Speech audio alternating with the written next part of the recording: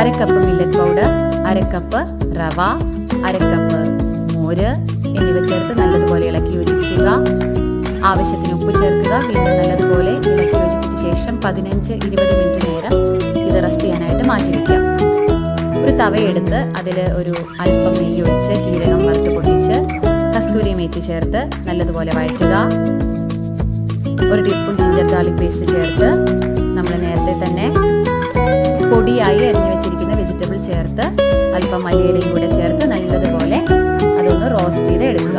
അല്പം മഞ്ഞൾപ്പൊടിയും അതുപോലെ തന്നെ കുരുമുളക് പൊടിയും ചേർത്ത് നല്ലതുപോലെ ഇളക്കി ആ ഒരു മിക്സ് വെജിറ്റബിൾസ് നമ്മൾ ഈ ഒരു നേരത്തെ മാറ്റി വെച്ചിരിക്കുന്ന മാവിലേക്ക് ചേർത്ത് കൊടുക്കുക. വീണ്ടും വളരെ സാവധാനത്തിൽ ഇളക്കി യോജിപ്പിക്കുക. ഏകദേശം ഒരു 1/4 ടീസ്പൂൺ ബേക്കിംഗ് സോഡ ചേർത്ത് അതൊന്ന് ഫെർമെന്റ് ചെയ്യാനായിട്ട് അല്പം വെള്ളം ഒഴിച്ചു കൊടുത്ത് വീണ്ടും സാവധാനം ഇളക്കി യോജിപ്പിക്കുക. നേരത്തെ ഉപയോഗിച്ച അതേ തവയിൽ തന്നെ ഈ ഒരു മിശ്രിതം സ്പ്രെഡ് ചെയ്ത് കൊടുത്ത് അടച്ചു വെച്ച് വേവിച്ച ശേഷം 2 സൈഡും മറച്ചിട്ട് നല്ലതുപോലെ വേവിച്ചെടുക്കുക. അപ്പോൾ നമ്മുടെ ഈ ഒരു ഹെൽത്തി ആയിട്ടുള്ള തൊട്ടിൽ, അതായത് ഞങ്ങൾ സദൃശ്യാണ് സിനിമയിൽ നിന്ന് കട്ടെടുത്തിട്ടുള്ളൊരു പേരാണ് കേട്ടോ. ദോശ എന്നും വിളിക്കാൻ പറ്റില്ല, ഇഡ്ഡലി എന്നും വിളിക്കാൻ പറ്റില്ല. അപ്പോൾ ഈ ഒരു വിഭവം നമ്മൾ പിസ്സ പോലെ കട്ട് ചെയ്താൽ കുട്ടികൾക്ക് വളരെ